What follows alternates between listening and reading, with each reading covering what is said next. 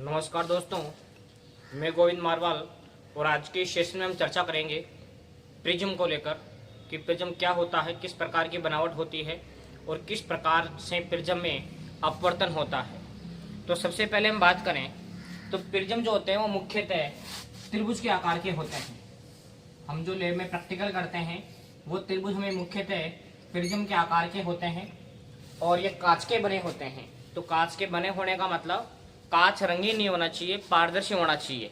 पारदर्शी का मतलब जिसके आर पार हम देख सकें। तो इसमें देखिए ये तीन सतह हो गई, एक तो ए बी, एक बी सी और एक ए सी। तो प्रिज्म की अगर हम परिभाषा की बात करें तो प्रिज्म एक ऐसा पारदर्शी माध्यम होता है जो अपवर्तन की घटना पर आधारित होता है तथा सूर्य के श्वेत प्रकाश को 7 रंगों में विभाजित कर देता है। और श्वेत प्रकाश को 7 रंगों में विभाजित करने की जो घटना है, इस घटना को हम बोलते हैं वर्ण विक्षेपण। इसको हम बोलते हैं वर्ण विक्षेपण या इसी को हम कहते हैं परिक्षेपण। प्रिज्म जो है वो सूर्य के श्वेत प्रकाश को 7 रंगों में विभाजित कर देते हैं। इस घटना को हम वर्ण विक्षेपण या परिक्षेपण कहते हैं। प्रिज्म सामान्यतः कांच का बना होता है। ये देखो इसमें 3 अपवर्तक सतहें, 1, 2 और 3 अपवर्तक सतहें इसके अंदर। तो किन्हीं 2 अपवर्तक सतहों के मध्य ये जो कोण बनता है, इस कोण को हम कहते हैं प्रिज्म कोण। इस कोण को हम कहते हैं प्रिज्म कोण। हम जो लैब में प्रैक्टिकली जो प्रिज्म काम में लेते हैं उसका प्रत्येक कोण 60 डिग्री होता है, क्योंकि वो एक प्रकार का समबाहु त्रिभुज होता है। तो इसमें प्रत्येक कोण कितने डिग्री का होगा? 60 डिग्री का। ऐसा कोई जरूरी नहीं है कि त्रिभुज प्रिज्म का प्रत्येक कोण 60 डिग्री हो। अलग अलग पर्पज के लिए अलग अलग तरीके के प्रिज्म भी बनाए जाते हैं। प्रिज्म में कोण 45 डिग्री और 90 डिग्री का भी हो सकता है। जैसे इस तरीके से अगर मैं प्रिज्म बनाता हूँ कांच का, मैं कांच को अगर इस तरीके से कट कर लेता हूँ तो सपोज ये कोण 90 डिग्री बना, ये 45 डिग्री और ये 45 डिग्री। ठीक है। तो मुख्य रूप से हम प्रैक्टिकली जो त्रिभुज काम में लेते हैं लैब में, उसमें तो प्रत्येक कोण 60 डिग्री का होता है, लेकिन त्रिभुज में कोण 90 डिग्री और 45 डिग्री का भी हो सकता है। ठीक है। तो ये तो हमने चर्चा की कि प्रिज्म किसे कहते हैं। तो प्रिज्म के बारे में बताएंगे कि प्रिज्म कांच से बना एक ऐसा पारदर्शी माध्यम होता है जो सूर्य के श्वेत प्रकाश को 7 रंगों में विभाजित कर देता है। इस युक्ति को हम प्रिज्म कहते हैं तथा श्वेत प्रकाश को 7 रंगों में विभाजित करने की जो घटना है, इस घटना को हम वर्ण विक्षेपण या परिक्षेपण कहते हैं। सामान्यतः प्रिज्म कोण 60 डिग्री का होता है। किन्हीं 2 अपवर्तक सतहों के मध्य बना कोण प्रिज्म कोण कहलाता है। सामान्यतः प्रिज्म कोण 60 डिग्री का होता है, लेकिन किसी विशेष उद्देश्य या विशेष प्रयोजन के लिए प्रिज्म कोण का मान 90 डिग्री और 45 डिग्री भी हो सकता है। अब हम बात करेंगे कि प्रिज्म से अपवर्तन किस प्रकार से होता है। इसका एक कंप्लीटली डेरिवेशन है जो कई बार बोर्ड एग्जाम्स में 4 नंबर के अंदर पूछा जाता है। तो देखिए, सबसे पहले हम रे डायग्राम बनाते हैं इसका। तो इसके लिए मैंने एक प्रिज्म बनाया, ये इस तरीके से। ठीक है। इसको मैंने नाम दिया ए, बी और सी। ए बी सी एक प्रिज्म है। इसमें 2 बिंदु लेता हूँ, एक बिंदु ये और एक बिंदु ये। यहाँ मैं 90 डिग्री के कोण बना लेता हूँ, इधर भी 90 डिग्री का कोण और इधर भी 90 डिग्री का कोण, इस तरीके से। ये सपोज कोई प्रकाश की किरण आ रही है प्रिज्म में, ये इस बीम को नाम दिया मैंने पी। ये प्रिज्म में कुछ इस तरीके से चलेगी और प्रिज्म में इस तरीके से बाहर निकलेगी। ये पी, इस पॉइंट को नाम दे दिया मैंने क्यू। ये जो पॉइंट है इसको नाम दे दिया मैंने आर, और ये जो है इसको नाम दे दिया मैंने एस। प्रकाश की किरण आई पी क्यू, प्रिज्म में इस तरीके से चली और इस तरीके से प्रिज्म से बाहर की ओर निकलती है। तो यहाँ आपतित किरण अभिलंब के साथ जो कोण बनाती है, इस कोण को प्रदर्शित करता हूं मैं I1 से। ऐसे ही निर्गत किरण अभिलंब के साथ जो कोण बनाती है, इस कोण को मैं प्रदर्शित करता हूं I2 से। ठीक है। यहाँ अपवर्तित किरण अभिलंब के साथ जो कोण बना रही है, इस कोण को मैंने कहा R1, और ऐसे ही ये जो कोण है, इस कोण को कहा मैंने R2। ये जो बिंदु है, इस बिंदु को कह देता हूं मैं U। अब देखिए चतुर्भुज ए क्यू यू आर, इसको अच्छे से देखिए। चतुर्भुज ए क्यू यू आर में ए क्यू यू आर, इसमें देखिए ये वाला कोण 90 डिग्री है, अभिलंब है, और इधर भी ये वाला कोण कितना डिग्री है, 90 डिग्री है। तो मैं लिखूंगा ए क्यू यू कोण ए क्यू यू बराबर है 90 डिग्री, और इधर से कोण ए आर यू बराबर भी है 90 डिग्री, कोण ए आर यू बराबर भी है 90 डिग्री। तो देखिए ये कोण भी 90 डिग्री, ये कोण भी 90 डिग्री। किसी चतुर्भुज के आमने सामने के दो कोणों का योग अगर 180 डिग्री हो तो ऐसे चतुर्भुज को हम चक्रीय चतुर्भुज कहते हैं। तो जो ए क्यू यू आर है वो एक प्रकार का चक्रीय चतुर्भुज है। ए क्यू यू आर एक चक्रीय चतुर्भुज है। मैं लिखूंगा यहाँ क्योंकि ए क्यू यू आर एक चक्रीय चतुर्भुज है।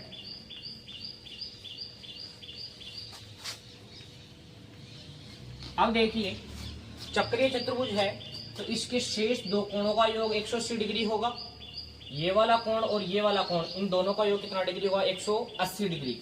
तो इस कोण को तो मैं लिखूंगा क्यू यू आर, कोण क्यू यू आर प्लस ये जो कोण है इस कोण को मैं बोल देता हूं प्रिज्म कोण ए बराबर 180 डिग्री। ये कोण और ये कोण, इन दोनों कोणों का योग कितना होगा, 180 डिग्री। क्यों? क्योंकि चतुर्भुज के चारों कोणों का योग होता है 360 डिग्री। इसमें से ये दोनों मिलाकर हो गए 180 के, बाकी जो दो बच गए वो कितने डिग्री के होंगे, 180 डिग्री के। इसको बोल दिया मैंने समीकरण नंबर 1। इसको मैंने कह दिया समीकरण नंबर 1। अब ये त्रिभुज देखिए क्यू यू आर, त्रिभुज क्यू यू आर, त्रिभुज क्यू यू आर में त्रिभुज के तीनों कोणों का योग 180 डिग्री होता है।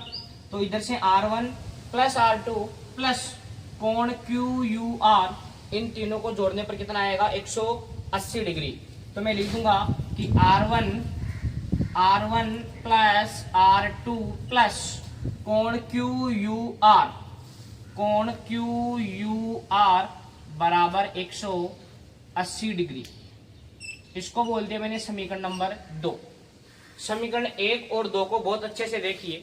दोनों की राइट हैंड साइड बराबर है तो यहां से मैं दोनों की लेफ्ट हैंड साइड को बराबर कर दूंगा। तो दोनों की लेफ्ट हैंड साइड जब बराबर होगी तो क्या बनेगा, ये बनेगा कोण Q U R plus A बराबर हमारे पास बनेगा R1 प्लस R2 प्लस कोण क्यू यू आर। तो देखिए क्यू यू आर से Q U R cancel out हो गया दोनों तरफ, तो हमारे पास बना R1 प्लस R2 बराबर A। मैं लिख दूंगा R1 प्लस R2 बराबर है A। इसको बोल दिया मैंने समीकरण नंबर 3। अब यहां ध्यान दीजिए, यहां इस डायग्राम में हम एक काम और करेंगे। ये जो आपतित किरण है इसको मैं पीछे की ओर बढ़ाता हूं इस तरीके से, और ये जो निर्गत किरण है इसको भी पीछे की ओर बढ़ाते हैं। जहां दोनों किरणें एक दूसरे को कट करती है इस कोण को हम प्रदर्शित करेंगे डेल्टा से। ठीक है, अब देखिए इस त्रिभुज के अंदर इस बिंदु को मैं नाम दे देता हूं T।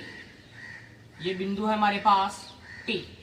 तो त्रिभुज QRT में, त्रिभुज QRT में इसमें देखिए बहिष्कोण कौन सा है, तो इस त्रिभुज के अंदर बहिष्कोण है डेल्टा। तो जो डेल्टा का जो योग है, बहिष्कोण का मान शेष दो अंतराभिमुख कोणों के योग के बराबर होता है।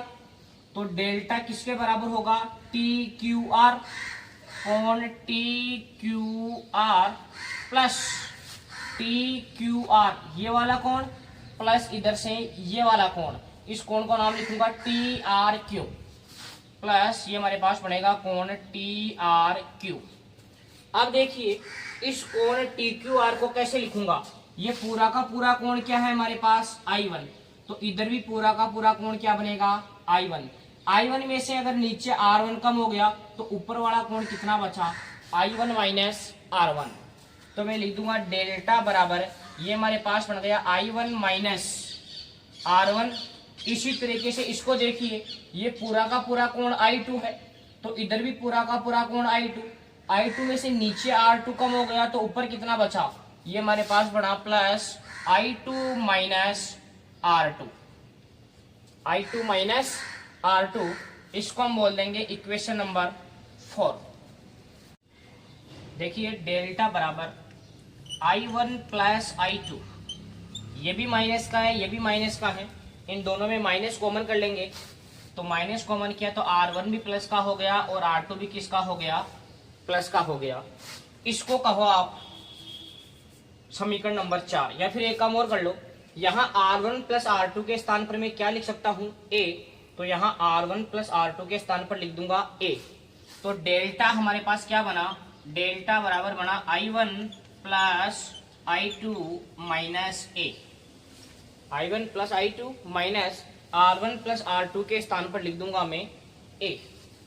इसको आप बोल दो समीकरण नंबर 4। अब देखिए प्रिज्म में एक न्यूनतम विचलन की स्थिति होती है।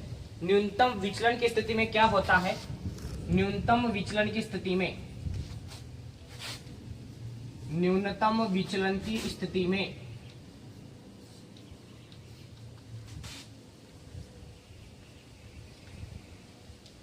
I1 और I2 दोनों बराबर होते हैं, और उसको लिखूंगा मैं I।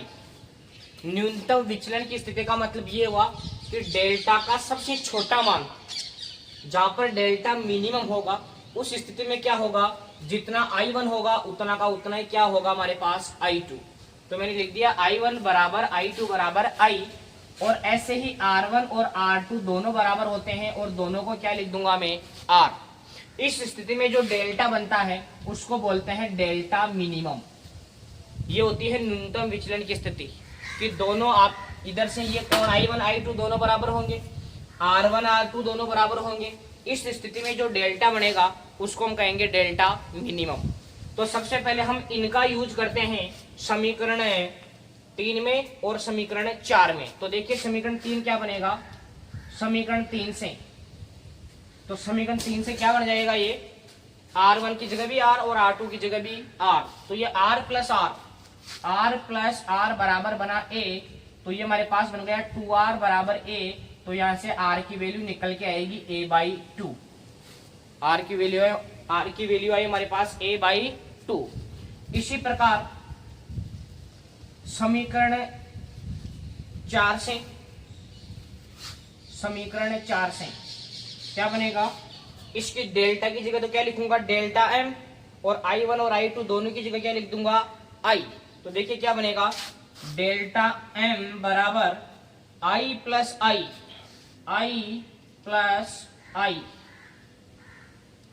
I plus I minus A। तो ये हमारे पास बन गया डेल्टा M बराबर है 2I माइनस A। इस A को इधर भेजूंगा तो जुड़ जाएगा ये, तो ये हमारे पास बन जाएगा डेल्टा M प्लस A बराबर हमारे पास बन गया 2I। यहाँ मैं 2 का इधर भाग दे दूंगा, तो ये बन जाएगा I की वैल्यू हमारे पास बन जाएगी डेल्टा M प्लस A/2। इसको हम बोल देंगे समीकरण नंबर 5, और इसको हम बोल देंगे समीकरण नंबर 6।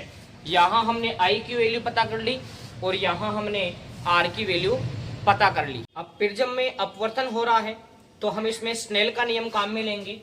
स्नेल के नियम से, स्नेल का नियम होता है mu equals to sine i upon sine r. अल्प कोणों के लिए कल हमने पढ़ा था कि जब कोण अल्प हो तो अल्प कोणों के लिए साइन आई को मैं आई लिख सकता हूं। साइन आई लगभग आई होता है और साइन आर लगभग आर होता है। तो म्यू इक्वल्स टू हमारे पास बन गया आई अपॉन क्या बन गया ये आर। तो आई की जगह आई की वैल्यू पुट करेंगे समीकरण 6 से, और आर की वैल्यू पुट करेंगे, दोनों वैल्यूज रख देंगे। तो म्यू इक्वल्स टू आई की वैल्यू हम रखेंगे, तो आई की वैल्यू हमारे पास है डेल्टा एम प्लस A/2। ये तो आई की वैल्यू अपॉन आर की वैल्यू हमारे पास है a/2। तो देखिए क्या बनेगा, म्यू इक्वल टू, यहाँ 2 से 2 कैंसिल आउट हो जाएगा, तो म्यू इक्वल टू हमारे पास बना delta m plus a upon a। यहां से हम क्या करेंगे, इसको क्रॉस मल्टीप्लाई कर देंगे, तो डेल्टा m बराबर हमारे पास डेल्टा m प्लस a बराबर हमारे पास ये बनेगा mu a। Delta m plus a equal to हमारे पास बनेगा ये म्यू a। तो हम a का उधर पक्षांतरण कर देंगे, तो डेल्टा m हमारे पास क्या बन जाएगा, डेल्टा m बराबर हो जाएगा म्यू a और माइनस का a। तो देखिए इन दोनों में a कॉमन आ रहा है, तो डेल्टा m बराबर क्या बन जाएगा, डेल्टा m बराबर a कॉमन करेंगे हम दोनों में, a कॉमन किया तो हमारे पास क्या बना, म्यू माइनस 1। तो ये रिलेशन कई बार प्रिज्म से सिद्ध करवाया जाता है कि किसी प्रिज्म के लिए सिद्ध कीजिए कि डेल्टा m बराबर होता है a ब्रैकेट म्यू माइनस 1। तो यहाँ जो डेल्टा m है इसको बोलेंगे न्यूनतम विचलन कोण। तो न्यूनतम विचलन कोण किस पे डिपेंड कर रहा है, एक तो डिपेंड कर रहा है प्रिज्म कोण a पर और एक डिपेंड कर रहा है अपवर्तनांक पर। तो कई बार तो इसका डायरेक्ट डेरिवेशन पूछ लिया जाता है कि किसी प्रिज्म के लिए सिद्ध कीजिए कि न्यूनतम विचलन कोण डेल्टा m बराबर ये होता है, इस तरीके से लिख दिया जाता है। और कई बार क्वेश्चन पूछता है कि प्रिज्म किसे कहते हैं, इसकी सहायता से न्यूनतम विचलन कोण व अपवर्तनांक के मध्य संबंध स्थापित कीजिए। अपवर्तनांक का मतलब होता है दोस्तों रंग, अलग अलग रंगों का अपवर्तनांक अलग अलग होता है। तो प्रिज्म से जो न्यूनतम विचलन कोण है वो किन किन कारकों पर निर्भर करता है, तो हम बोलेंगे एक तो प्रिज्म कोण पर डिपेंड करता है और दूसरा पदार्थ के अपवर्तनांक पर निर्भर करता है। अब देखिए प्रिज्म के अंदर हम एक प्रैक्टिकली एक ग्राफ बनता है किस तरीके से, तो इसके लिए हम ग्राफ बनाते हैं एक प्रिज्म के लिए। इधर मैं लेता हूं आपतन कोण, एंगल ऑफ इंसिडेंस, आपतन कोण जिसको कि हम आई से प्रदर्शित कर रहे थे। इधर मैं लिखता हूं विचलन कोण, यहां मैंने लिखा विचलन कोण। अब देखिए इधर मैं लिखता हूं 0 डिग्री, यहाँ 10 डिग्री, यहाँ 20 डिग्री, यहाँ 30 डिग्री, यहाँ 40 डिग्री और इधर 50 डिग्री। ठीक है, इधर भी सेम वही, इधर 10 डिग्री या 20 के अंतर से लिख दो 20, 40, 60। तो प्रिज्म में जो है हमें ग्राफ किस तरीके से प्राप्त होता है, प्रिज्म का ग्राफ हमें इस तरीके से प्राप्त होता है, इस तरीके से। न्यूनतम विचलन कोण प्रिज्म में लगभग 30 डिग्री हमें प्राप्त होता है और इधर कितने डिग्री के आसपास, इधर 60 डिग्री के आसपास। तो यहाँ ये जो कोण बना ये विचलन कोण है, इसको मैं कहूंगा डेल्टा m। यहाँ ये जो विचलन कोण है इसको मैं कहूंगा डेल्टा m। तो प्रिज्म का ग्राफ इस तरीके से चलता है, कुछ घटेगा घटेगा, एक बार बिल्कुल कम हो जाएगा, फिर जैसे जैसे आपतन कोण बढ़ेगा फिर वापस विचलन कोण बढ़ता जाएगा। तो प्रिज्म का ग्राफ जब भी डेरिवेशन पूछे जाए आपको प्रिज्म का ग्राफ अवश्य बनाना है। तो आई होप कि आपको प्रिज्म किसे कहते हैं और प्रिज्म के लिए न्यूनतम विचलन कोण और अपवर्तनांक में क्या संबंध होता है आपको क्लियर हुआ होगा। फिर मिलते हैं एक नए वीडियो के साथ। Thank you.